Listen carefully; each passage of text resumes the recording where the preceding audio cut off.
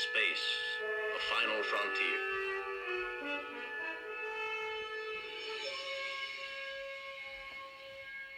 These are the voyages of the starship Enterprise. Its 5-year mission to explore strange new worlds. Hello there, Trekkie Dave here. So just wanting to do a video today. It's a show and tell video. This video was actually a suggestion by my youngest son Ethan, who made a comment to me that if you really think about it, my extensive science fiction film and television card collection is sort of a visual representation of my childhood and my obsessions in my childhood, which I thought was really funny that my 15-year-old kid said this. But I thought about it and I thought, you know what, it's kind of true. And it wouldn't be a bad thing to show you guys because it's kind of neat and it's kind of, I think, unique. So my card collection is extensive. And I collected those over a 7-year period. From 1976 to 1982. So basically from the age of 6 to the age of 12. And I didn't just collect it, I collected it. So for instance, in 1976 when I was 6 years old, I collected the original Star Trek cards that came out. So this was the best Star Trek, the original series, and it was that card collection. And I don't have all of them, but it's pretty close. Here, I actually wrote it down out of curiosity. Hold on. Sorry. Okay. So with the original series cards, I have the entire set minus 3 cards. So I've got everything minus 3. Okay. In 1977, when I was 7 years old, after I saw Star Wars, I began collecting the Star Wars cards.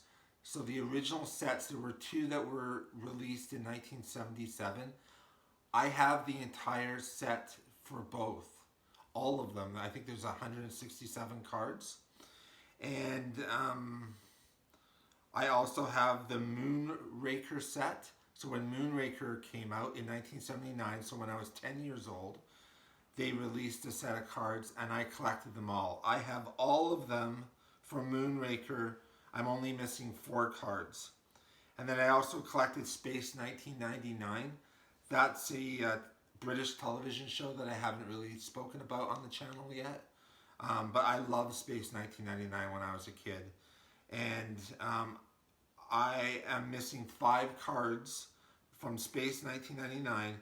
And I also collected Return of the Jedi in 1982. And I have the full set for that. And I also collected Empire Strikes Back in 1980. That one I'm missing, I think, a couple of dozen. So that set was actually really large. That was the biggest one that I attempted to collect, and I wasn't able to collect them all. It was just too large. So, I mean, I guess the point of this is that it's sort of a visual representation of my genre obsessions when I was a little kid. And the fact that, you know, over a 7-year period, I collected all of those. Because collecting a card or a card set isn't like you go into a store and you buy a comic. Like, they're released slowly over time. And like for myself, I would go to we had a corner store in our neighborhood. And all of these I got from that corner store. So after school or during the summer, I would go to the store, and I think it was a quarter or something like that to get a package of cards. And it was just like hockey cards. Like all my friends collected hockey cards, but I collected Star Trek cards and Star Wars cards because I was a Trekkie. But you know, you need to have that really stale piece of gum at the end of the thing that was super disgusting. But so I did that for years. Well, for 7 years. So I thought it would be kind of neat to show those. Okay. Just with those cards that I collected, like for me, Star Wars was big in 1977 when I was 7. And the original cut of Star Wars to this day is still one of my all-time favorite films. And also, of course, its incredible sequels, The Empire Strikes Back and Return of the Jedi. All 3 films composing, in my opinion, the greatest cinematic trilogy of all time. And it will never be surpassed. I mean, how can you surpass on perfection, right? And as for the original series of Star Trek, the original series of Star Trek will always be the best to me. I know right now it's very popular. Like, it seems like there's sort of a reassessment going on where people are reassessing the series, and I always see that Deep Space Nine is put number one ahead of the original series. That I think is really funny because, and one of the reasons why I think that is really funny is because as a Star Trek fan, the way that I currently defend Discovery with the Phantom Menace, back 15 years ago, I was defending Deep Space Nine. I actually like Deep Space Nine. It's not my favorite Star Trek. That will always be the original series. But I always liked Deep Space Nine, and I used to defend it with people who would literally tell me, Deep Space Nine is not Star Trek. And I'm like, well, it's not Gene Roddenberry's vision exactly, but it's definitely Star Trek. And I do find it funny that now all these people, I'm assuming, that hated it, because I used to argue with people all the time about it. And all these people back then that hated Deep Space Nine because it wasn't Star Trek, and now tell me that Discovery isn't Star Trek because it's not Gene's exact vision and it's different. Now also say that Deep Space Nine is the greatest Star Trek show ever. I like Deep Space Nine, but Deep Space Nine, Julie, what's that British soap opera? Coronation Street? Yeah, it's always kind of reminded me of Coronation Street in space, where it kind of doubled down. Like, I love the character. It's a great character moments and great character beats and arcs and stuff. But when you compare Deep Space Nine to the original series, I'm sorry, it's not even in the same ballpark. The original series blows it out of the water. So anyways, so in my opinion, there will never be a better show, Star Trek show, than the original series. And this is my reason for believing that. In the 1960s, Gene Roddenberry created a mainstream science fiction television show that pushed his personal progressive agenda of inclusion and humanist positive views of a potential future for all of humanity.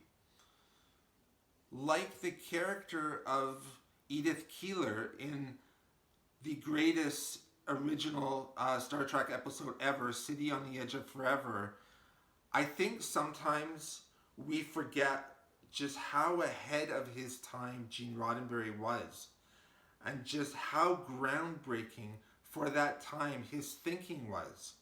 More than any other at that time, Gene Roddenberry created a personally unique and singular future vision that over 50 years later has never been surpassed, much less equaled by anyone. After him, I know in recent years Gene has become a controversial figure, some dismissed because of this. But I would hope, if nothing else, we can at least all agree that Gene was a visionary, way ahead of his time. And if we are being truly honest with ourselves, Gene isn't the only man whose personal life didn't always live up to his personal idealism. For me, Gene Roddenberry will always, first and foremost, be the creator of Star Trek and the great bird of the galaxy. Okay, so anyways, I think what I'll do going forward with the show and tell is literally just show you the cards, go over them, explain how the cards work, and what I love so much about them and what they mean and so forth, and then that would be it for the video. Okay, so let me explain to you how the cards work. Not that it's complicated or anything, they're just cards. But they are different from hockey cards and other types of cards as well. Or at least I know this is how cards worked in the 1970s. So the way it would work is if you had a collection of movie cards for one movie, then the cards generally would represent the narrative structure of the movie. Meaning that card 1 would be the beginning of the movie, and the last card would be the end of the movie. And then what would happen is the middle card would be the middle of the movie. It literally followed the narrative structure of the film that you were watching. Okay? And the way that television series would do, they would do it the same way, but they would do it based on the episodes. So when you had a series of cards for a television show, the first card would be the first episode, the last card would be the last episode, and all the episodes in between would fill it up. So card, 20 would be episode 20, that kind of thing. And then like with the original series Star Trek cards, you'd have like, say, 4 cards for one episode. So like City on the Edge of Forever, because it's, again, the greatest Star Trek episode in the history of Star Trek, across all of the Star Treks. It has more cards than, say, an episode that maybe wasn't as good, kind of thing. That's at least what I've noticed. Okay, hope that makes sense. So first off, I'll show you the Star Wars cards I was telling you about that I collected in 1977. And like I said, I have both full sets. So I'll just quickly show you here. So these ones were the blue backing ones. And these ones were the red backing ones. Okay, so there were 2 sets in 1977. And I have all of them, the complete collection. So basically it begins with actor introductions and characters. So Luke Skywalker, C-3PO, R2-D2, Han, Leia, Ben, Grand Moff Tarkin, and then it begins with the movie where the stormtroopers are breaking into the rebel blockade runner. Okay, so that's page 1. Okay, page 2 begins with Darth Vader on the Star Destroyer, right? Just like the movie. And then we go down to Tatooine. The droids have arrived in Tatooine. They've been kidnapped by the Jawas. We meet Luke Skywalker. Okay. We meet Luke Skywalker. We meet the Sandmen. The stormtroopers are hunting for the droids. Luke meets Ben Kenobi. So Luke meets Ben Kenobi right there. And then Ben takes him back to Luke's place. Ben gives Luke his father's lightsaber. Okay. So again, it follows the narrative structure of the film. And then we meet Han Solo. They get captured by the Death Star. They're in the trash compactor. They're being chased by stormtroopers. Okay. And then it gets to Yavin and the imminent attack on the Death Star. It shows the attack on... Hold on, sir. Shows the attack on the Death Star. And then at the end of the film, it has the ceremony. And then it has a similar thing where it shows more photos of, or more images of our cast of characters. So you see Alec Guinness. So now instead of seeing, Luke, like at the beginning it was Luke Skywalker, C-3PO. Now it's like this one says Harrison Ford as Han Solo. Alec Guinness as Ben Kenobi. So it works like that, okay? I think this is the end of the blue set here. Yes, it is. So it ends there. And then we begin the red set.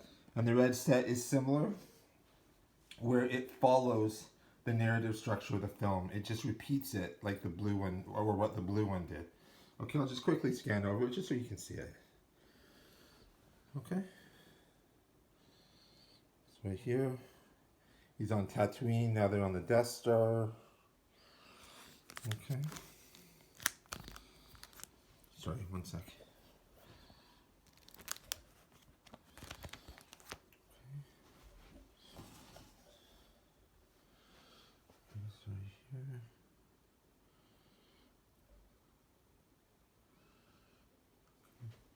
There's Alec Guinness with the lightsaber.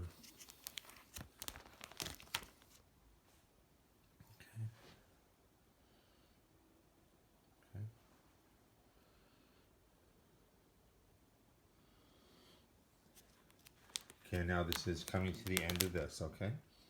And again, at the end, a similar thing to the blue set, where it would show the characters and the actors again. Okay. What was interesting about this set that was different from the original series of Star Trek is the back of the cards had different pieces to a puzzle. So when you would put the backs all together, it would create an image from Star Wars. I actually like the Star Trek cards more, and I'll show that to you in a minute. But the Star Trek cards didn't do that. As a kid in the 70s that wanted information on stuff, like with that Star Trek compendium I was showing you from Alan Asherman, I just love that stuff. I ate it up. And what I loved about the Star Trek cards is on the front, it would be the image of the episode. And on the back would be a detailed description of the episode and information about it. I like that way more. I thought that was so much cooler as a kid. It was like a source of information instead of like a puzzle. I mean, the puzzle was fine. And I do remember putting the puzzle together and stuff. But I preferred the way that the Star Trek cards did it. And they were the original, because Star Trek cards came out in 76. And the Star Wars ones came out in 77. So with the Star Wars ones, those are the 2 full sets. I don't have the 2 full sets for Star Trek. Or sorry, there were no 2 sets. There was only 1 set. And I'm missing a few cards, like I said before, on that one. So here are the Star Trek ones. I'll quickly show you. This is kind of neat, actually. So I ran into Jonathan Frakes back in the early 90s. Like, what a gentleman. I love that guy. And what a great director. You know, everybody who complains about Discovery all the time, I'd recommend, even if you don't like Discovery, that you at least give Jonathan Frakes directing episodes a shot, because that guy is amazing. And just seeing him behind the camera like that, I love the guy. I mean, First Contact, such a great film. And he does an amazing job on Discovery. Okay, anyways, I ran into him and he had a sticky with him, which I thought was so funny. And I didn't even ask him for this. We were just having a conversation. And I had said to him that my name was David. And as we were saying goodbye, I just told him what a huge fan I was of Star Trek. And as we're saying goodbye, he handed this to me. And after he left, I looked at it and it says, "To David, go boldly, Jonathan Frakes." I thought, what a great guy. I didn't even have to ask him. He just did it. Love the guy. Anyways, so these are a couple of Star Trek cards that are actually unrelated. They came later to me through a friend at a birthday party. This is where the actual set begins right here. So this is number 1 right here, okay? And again, with this one, it's going to cover the sequences of the episodes. So it will begin in season 1, and it goes all the way through the 77 episodes, through season 2 into season 3. And it will cover basically the number sequencings of the episode. So the cards begin with basically introducing the cast, and then it goes into the individual episodes over the entire 3 years. Okay, I'll show you here. So right here, we've got the characters. So Mr. Spock, Dr. Bones McCoy, Uhura, Chekhov, so forth, right? You go along, and it explains stuff about the world. So we see the shuttlecraft, we see the Enterprise, we see the transporter, okay? And there's the alien Mr. Spock. And basically, I'll just go through here. So right here, you have one of the first episodes, which was Where No Man Has Gone Before. And then from that episode is Delta Vega. Then we have Charlie X. And then we've got the Cobaltite Maneuver here and there. We got Mudd's Women. So all of the early episodes are represented at the beginning of the set, okay? And on the back of these cards, you can't see it, but on the back of it, it in detail explains the episode and explains information about it, which I thought was so cool, okay? So right here, we've got the Cobaltite Maneuver, we have the Man Trap, we've got the Naked Time, we've got the Enemy Within, you've got, well, basically all the early episodes, right? Balance of Terror, the Squire of Gothos, and then here's one of my second favorite episode of all time. Just love this episode, The Return of the Archons. And here we've got Devil in the Dark. Okay, there and there and there and there. So quite a few for Devil in the Dark, which makes sense because, in my opinion, that's one of the greatest episodes ever. So Devil in the Dark, just on this page alone, has 4 cards. Okay, and hold on. So here we turn it. And here's my favorite episode. And once again, just to push this home even more, the greatest episode of Star Trek ever, hands down. No other Star Trek show came close to the Guardian on the Edge of Forever. Or sorry, the City on the Edge of Forever. The greatest Star Trek show ever. And that's represented right here and right there. Okay. And here we've got the Menagerie. We have Arena, another great episode. Arena's amazing. Okay. So there's Arena up there as well. Across there. That's where Kirk has shot the Gorn with his cannon. Okay. And then here we've got Amok Time. Bunch of cards from Amok Time. Okay. And now we're getting into the 3rd season. So hold on. Okay. So here we have episodes from the 3rd season. And it's still some from the 2nd. Okay. Okay. And this is the end of it. So this is all of them here. It ends with a picture of Spock, or a card of Spock, with the caption "Star Trek Lives," which in the mid-70s was actually the name of a book about Star Trek, an information book about Star Trek that was basically trying to get Star Trek back on the air. But 5 years later, it was even better. We got Star Trek the motion picture.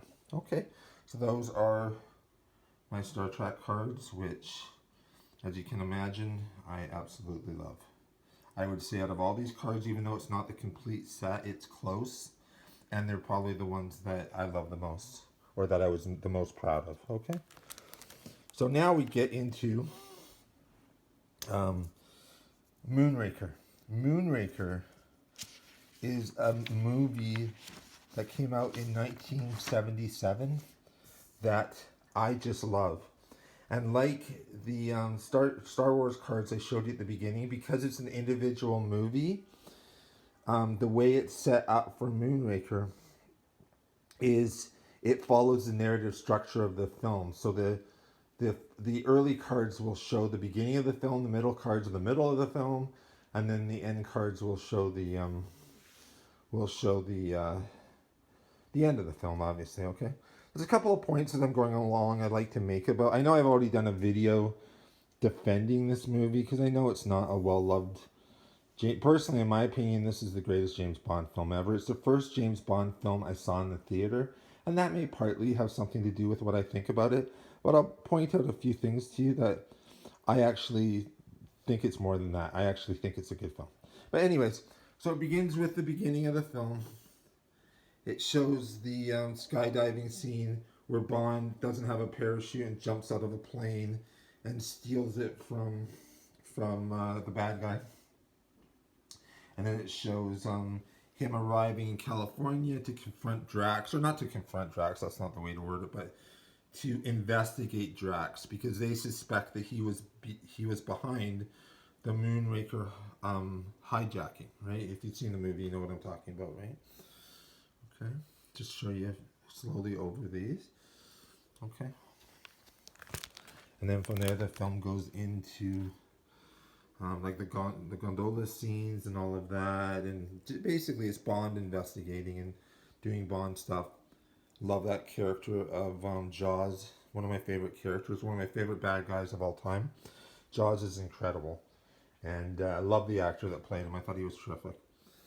So it just shows Bond investigating, right? And then right here, it shows where Bond discovers the Moonraker base and the space shuttles, and he basically goes into space. So a couple of things I want to say about this film.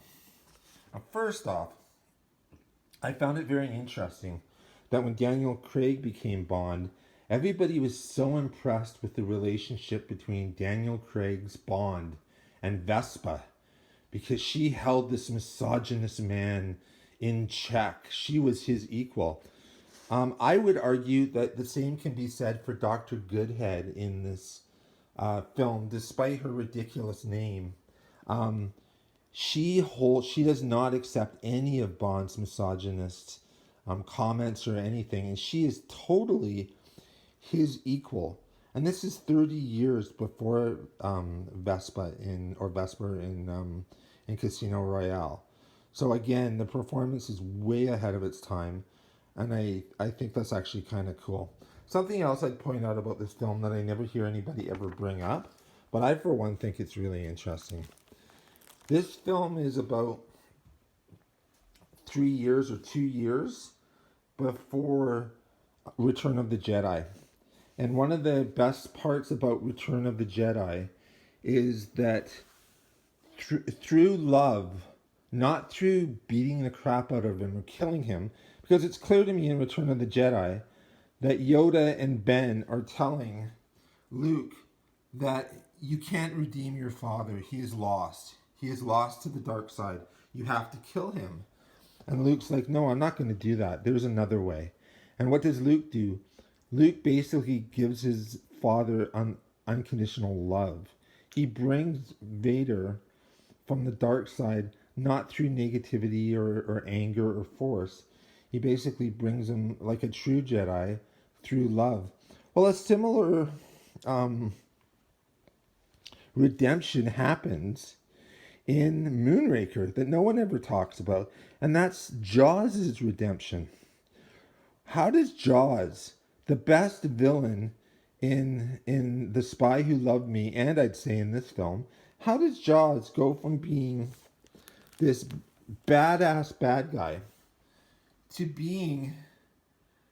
basically switching sides and helping Bond? And I think this is a completely realistic redemption. He falls in love. Bond, he doesn't manipulate him exactly, but he uses Jaws' good side to bring Jaws back, kind of like what Luke did with Vader, to bring to bring Jaws back from the bad side. He uses Jaws' relationship with, I believe her name is Holly, but he uses that relationship, pointing out to Jaws that Drax is basically a modern Hitler. He's creating this future where all of humanity is wiped out, but I think he calls them perfect beings, which is basically these good-looking models are going to repopulate the earth after everybody is dead. And you know what? Like Bond points out to Jaws, you and Holly don't fit in with this. Like, they're going to kill you. And Jaws changes side. I thought that was interesting. Another thing just about that with the bad guy, Drax's plan and his perfect people. I've always found it funny, like with people like that, whether it be Hitler. Like Hitler never looked like an Aryan. Hitler didn't have, blue eyes and blonde hair. He actually was the opposite of that. But he upheld this ideal, this physical ideal that these nut jobs fascists always have. And Drax has that. Drax loves this ideal of these perfect people, but he doesn't at all fit that ideal, at all. Like, he's a chubby, dark-haired, brown-eyed. He doesn't fit that ideal. And when you see the people that he's chosen as his chosen ones, he looks nothing like them. I just find that interesting. One other thing I just want to point out. There is a scene in this film that is just horrific. And anybody who says that Moonraker is just a campy schlock and it has no edge to it, there's a scene where this woman that has helped Bond, basically a Bond girl, but she's assisted him, Drax finds out, and the way he kills her, he doesn't like put a bullet to her head or something. He has his dogs hunt her down and kill her. It is one of the most visually stunning scenes with this amazing score by John Barry, but it is horrific. It is hardcore. So anybody that says that Moonraker is just cheesy crap, they have not seen the film. So anyways, that leads to another one, which is John Barry's score. Like all of my favorite films of all time, all the iconic films on my top 50 list, which this is on, John Barry does the best score of the entire James Bond franchise, in my opinion. and the film. The director did an amazing job. It's the best performance by Roger Moore, and the film itself is visually stunning. And here's my last one. I just wanna mention. It's got the best stunts of any of the James Bond films. That skydiving scene is incredible. There's no CGI back in 1979.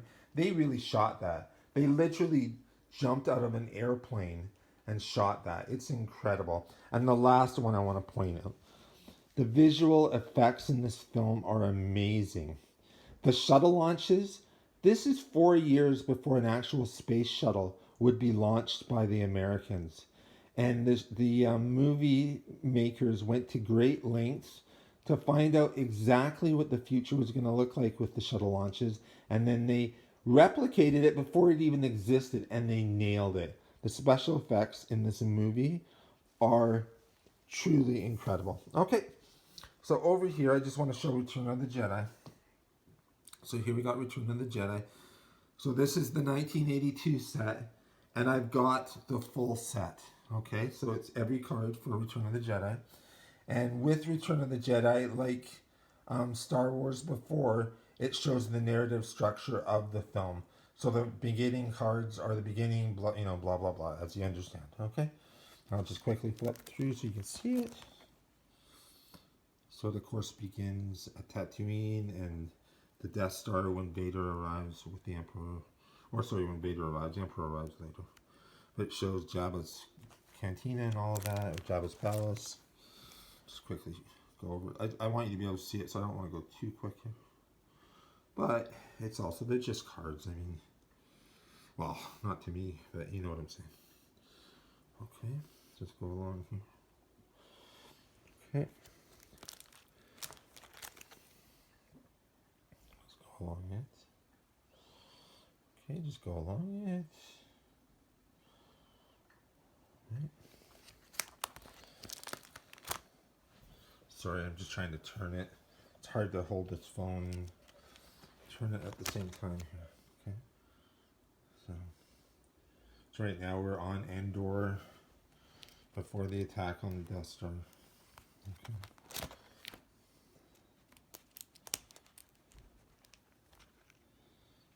Okay.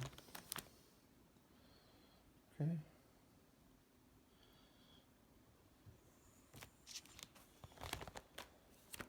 And here we've got the attack on the Death Star and all of that. What was neat with these cards that were kind of unique is it showed the actual, there were a couple of cards which I have, well I have them all, but they show the actual breakdown of the cards and stuff, which was kind of cool. So you could actually double check and make sure you had them all and so forth. Okay, so now we go on to Space 1999. That was a 1970s British television show that I just loved as a kid. Okay, and I collected those cards as well. Okay, so those are the two first ones there. And like Star Trek, the original series, it shows the series structure, not the, because it's not a movie. So the early episodes are at the beginning of the cards. The end episodes are at the end over the 2 seasons. So I'll just quickly show you. Okay. And I don't know if there's any Space 1999 fans out there. It's a bit obscure. You maybe had to be a child of the 70s to truly even know what Space 1999 is in 2021. But to me, it was just huge. I loved it. I mean, never as good as Star Wars or Star Trek, of course. Or even Moonraker, to be honest. But I loved it. And when I was a child, my mom bought me the Space 1999. It's probably the greatest Christmas gift that I ever had. And it was just a replica of the ship, and the action figures would go in it. And you could, like, carry it around and fly it around like it was flying. It was so cool. I just loved it. Anyways, so I'll just quickly show you. Okay. Okay. And then after this, we just have one left. So that's it for Space 1999. Okay. The last but not least, never least, is the great Empire Strikes Back from 1980. Okay. And again, it follows the structure of the film itself. So it has character, introductions at the beginning, and then it begins at the beginning in Hoth and ends on Bespin with hand being put in carbonite. Okay, just quickly show you.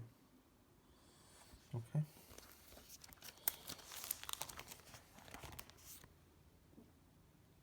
Okay. Hopefully I'm not going too fast here. But I know with details like this, it's like looking at a picture in a book. Like, you're not going to retain it, or, I mean, in the end, they're cards, right? But, yeah. Okay, so let's go along here. There's Yoda on Dagobah. Here's Leia on Bespin.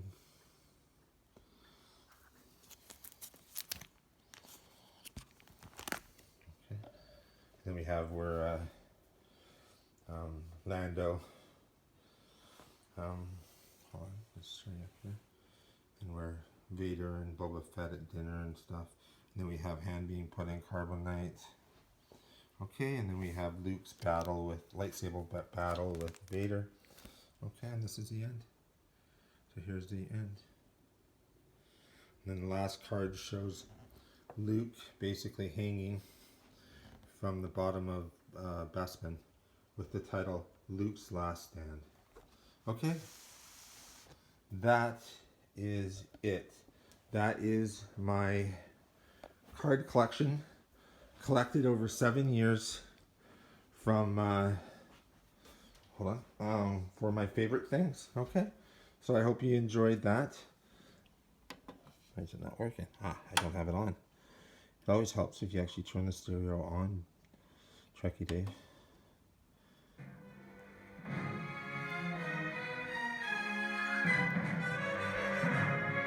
Okay. Here's my dog asleep, listening to my podcast.